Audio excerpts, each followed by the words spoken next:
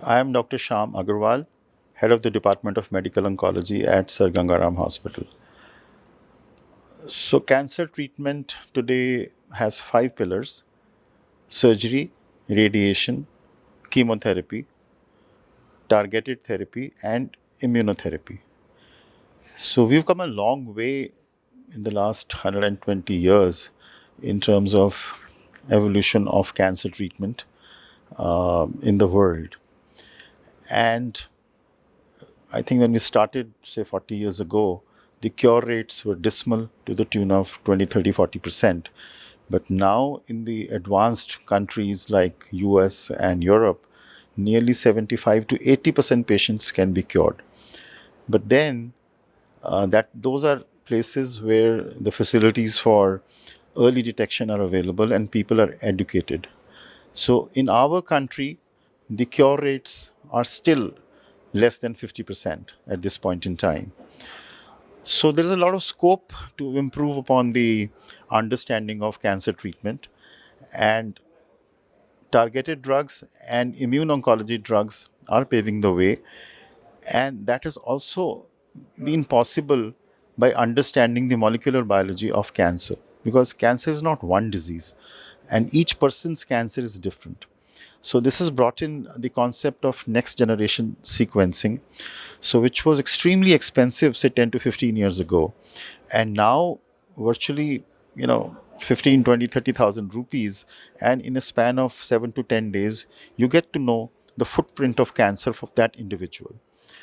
So, these things have to become furthermore easier, number one.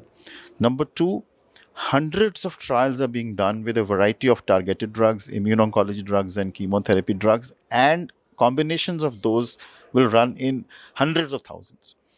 So, the amount of data which is being generated in clinical trials, in next generation studies, in targeted therapies, etc., needs to be collated.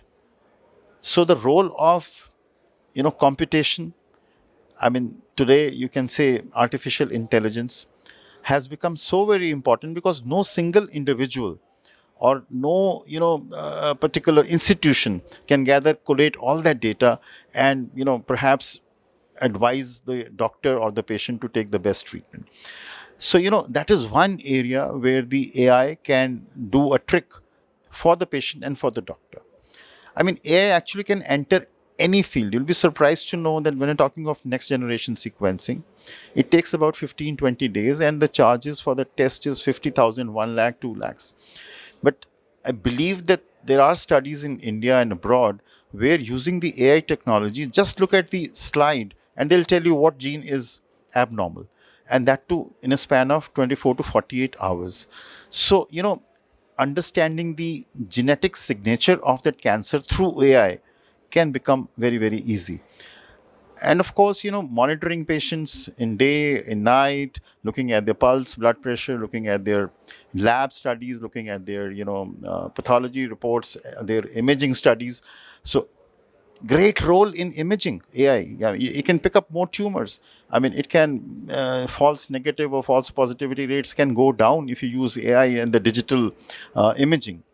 And similarly, in the radiation planning, AI has a huge role to play, because you want to only irradiate the tumor very precisely. You don't want the radiation rays to harm the normal tissue. So AI can be all over, whether you are managing data. We're collecting data of thousands of patients in our country, but we don't have tools to compile that data.